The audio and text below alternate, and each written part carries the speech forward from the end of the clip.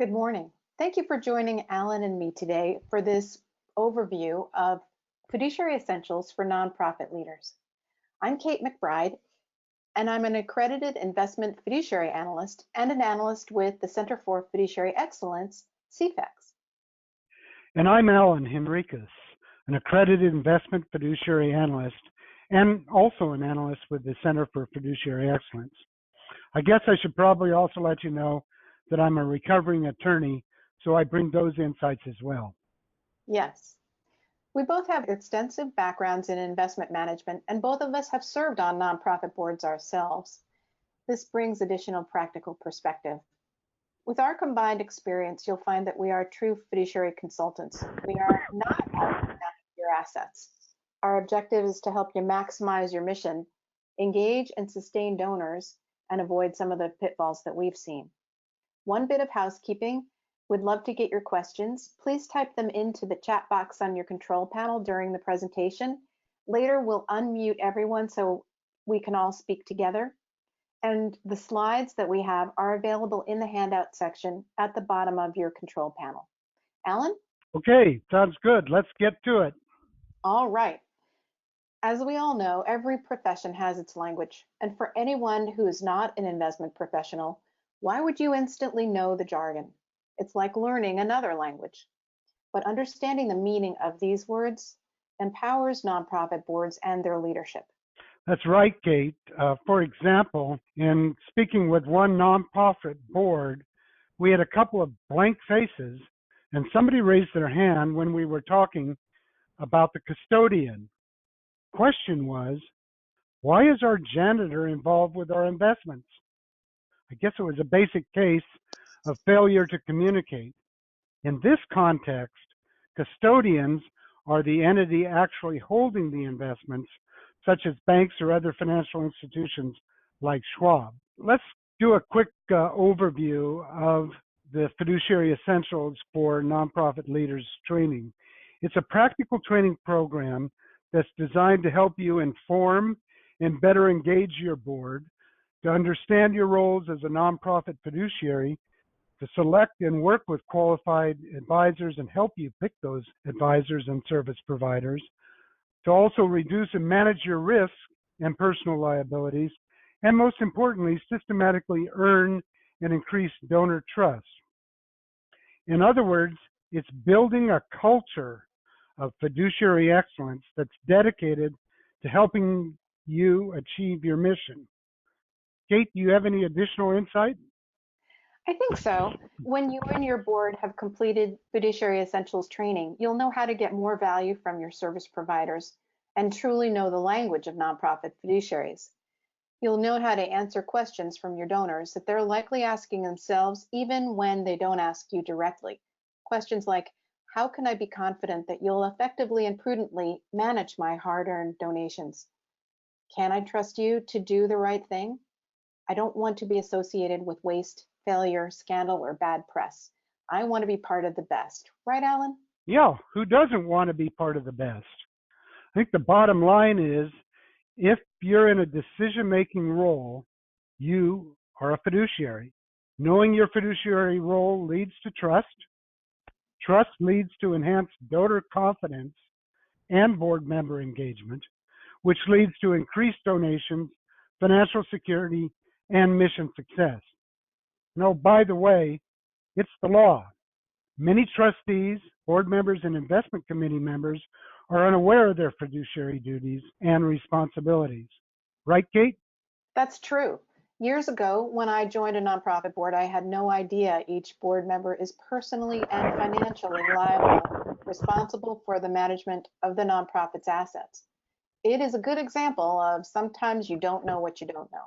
That's right. In many instances, nonprofit leaders simply have not been told or had things explained to them in a clear, straightforward manner that's relevant to them. Fiduciary Essentials brings the dots together and gives you the ammunition to readily explain your organization is running well and how existing and prospective donors can benefit from this. You'll also grasp the significance and answers to key fiduciary issues, such as Are your foundation assets managed according to a well-crafted investment policy statement? Do your investment advisors acknowledge their fiduciary duty to you in signed service agreements? And very importantly, how does your board monitor its investment advisors, managers, investment performance, risk, and all the costs associated? For sure. Fiduciary Essentials can help you achieve your mission by attracting more donors, gifts, and board members, mitigating reputational risk, reducing personal and institutional liability, and learning how investment returns from gifts are maximized via prudent practices. This is vitally important to donors. That's right, Kate. In this article, Billions Squandered, which was published in the Chronicle of Philanthropy, summarized a study of over 40,000 foundations with endowments over $1 million each. The study looked at the tax filings, the Form 990s, to gather the data, and it's got some pretty revealing information. For the 5 years ending December 2016, the data shows that the annualized rate of return for the foundations averaged 7.7%. That doesn't particularly compare favorably with the 9.04% return from a Vanguard 70% stock, 30% bond global fund, which is an inexpensive mutual fund that anyone can buy as a diversified global portfolio. If we drill down a little bit, we take a look at how did the top 25% of the foundations do, and they did 9.3%, just slightly better than that inexpensive Vanguard fund. Most concerning is the bottom 25% of the foundations had an annual return of only 6.3%. This has a big impact on nonprofits programs and the reach. Right, Kate? It really does, Alan. In a nutshell, the study found that small changes in investment returns can make a big difference. For a foundation with assets of $100 million, each percentage point of gain or loss in its investment returns is worth $1 million. And this applies to expenses on the investments as well. So 1% more in costs means $1 million less for your mission. 1% less in costs means $1 million more per year that you can apply to your programs. And to put it another way, if your nonprofit was underperforming that example, the Vanguard Global Fund, by 3%, you just missed $3 million that you could have put toward the mission. Alan? You know what's more, Kate, is there's a just released Gallup and Wellcome Trust study that found only 60% of the respondents say they trust charities, and a whopping 27% said they don't. These results were similar to a 2015 Chronicle of Philanthropy poll that found 62% of Americans have a great deal or a fair amount of confidence in charitable organizations. So it's pretty easy to understand why building donor trust and confidence is so important to nonprofits. And it's also pretty easy to see that there's still a lot more work to do. That's right. So Alan, what do nonprofit leaders still need to know? I'm glad you asked. There's 3 key things that nonprofit leaders need to know. The reality is that many board members and leaders don't know that they're fiduciaries and personally liable. They are, and they must act in the best interests of the nonprofit's mission and the donor's wishes. Secondly, they can hire prudent experts to manage the assets and take on some fiduciary liability.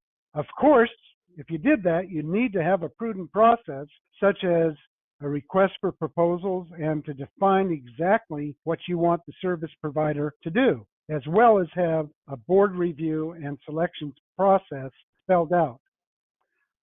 Equally important, you'd also need to have a process to regularly monitor and periodically review all service providers. Yes. And also, number 3, certified fiduciaries will provide you with a written acknowledgement of their fiduciary status and what their responsibilities are to you in writing. Here's another thing that we have found that is an important thing to think about. Often there's an investment person on the board who handles the assets. Now, it could be that this board member is a fiduciary and has the knowledge to manage the assets in the best interest of the nonprofit. But just handing over the assets to the board member without properly investigating, vetting whether this is in the best interest of the nonprofit could make a problem for the nonprofit. Because when this happens, what your state's attorney general might see is self-dealing. Lots of states have very strict rules about this. It's sometimes known as a conflict of interest. And that puts the board and its leaders at personal financial risk, and it could jeopardize the well-being of the nonprofit as well as its mission and reputation. Alan, you've had some experience on the legal sides of this, right? That's right, Kate. And there is a big difference between a legal conflict of interest and a perceived conflict of interest. In other words, prudence may be more than just what's legal. You need to consider if it's going to look right or smell right. Exactly. And here's where Fiduciary Essentials can empower you with the knowledge that you need to manage your fiduciary responsibility and engage prudent experts to help you and even take a bit of that fiduciary responsibility off your shoulders. That's right, Kate. Kate and I are passionate about helping you fast track your nonprofit to fiduciary excellence. Fiduciary Essentials for Nonprofit Leaders is the first step, and it's just what the name says, the essentials to empower nonprofit leaders. In this half-day workshop, you'll learn how to attract more donors, gifts, and board members. You'll also learn how to mitigate reputational risk and reduce personal and institutional liability. Equally important is you'll learn how investment returns from gifts are maximized via prudent processes. The bottom line is that it means more to be available to help you accomplish your mission. Next, the fiduciary gap analysis is your roadmap to fiduciary excellence. This fiduciary assessment tells you where your existing approach meets the prudent practices standard, where there are opportunities for improvement, and it also will tell you the things you can do to enhance your operations. In our experience, organizations that undergo this analysis typically save more than the cost of the assessment, and some organizations have saved substantially more. That's right. And number three, independent third-party verification and certification builds on the fiduciary gap analysis using tools that build each time you use them. Once your nonprofit meets the prudent practices, which are outlined in the handbook on the right side of your screen, your nonprofit may be a candidate for certification by the Center for Fiduciary Excellence, CFEX. That's a verification of your nonprofit's fiduciary excellence, and it tells your constituents and its public recognition that you've been independently certified as one of the best, most prudent, and most responsible nonprofits. CFEX certified organizations right now manage over $500 billion in assets in 8 countries across 4 continents. You know, Kate and I are excited to announce that we're going to host the Fiduciary Essentials training this fall. Your input about locations would be very helpful. We plan to hold Northern and Southern California events and are open to suggestions for great locations in the Los Angeles area and the Bay Area. We can also provide workshops for your organization at your offices. As a thank you for participating today, we're happy to offer your group of 10 or more a 10% reduction in the cost of your training at either of our California events or at your worksite. Typically, these half-day group workshops range from $2,500 to $5,000, and we're happy to discuss your specific needs. Kate, let's open this up and see if we have any questions. Oh, before we do that, we just want to remind all of you to please feel free to reach out to us individually. Right. Are there any participants with questions? Yes, I have a few questions here. Let me read the first one. Who should participate in this training? That's a great question. So nonprofit boards, board of directors, officers, and nonprofit executives, the nonprofit's decision makers, are all fiduciaries, even though they may not know it. and they are the perfect participants for this kind of training. Is the training available as a webinar? Oh, that's kind of interesting to get that question. We've had a lot of feedback and suggestions to do that, and we're planning to provide live webinars of 3 50-minute modules and record them so that participants can view them at their convenience as well. Great. Will you offer this training elsewhere? Yes, we can offer the training at your offices, the offices of your organization anywhere across the country. And we plan to offer larger workshops as well as in California, in the Eastern US and other major regions. So if you would like to talk about putting a workshop together, either in your offices or joining with other nonprofits to have a larger workshop, we're happy to do that. Are there any questions that any of the participants have for us? We'd love to talk with you. Okay. We want to thank you. We Yes. appreciate you taking the time, and we look forward to hearing from you. Thank you very Yeah. much. Thanks so much for taking time today.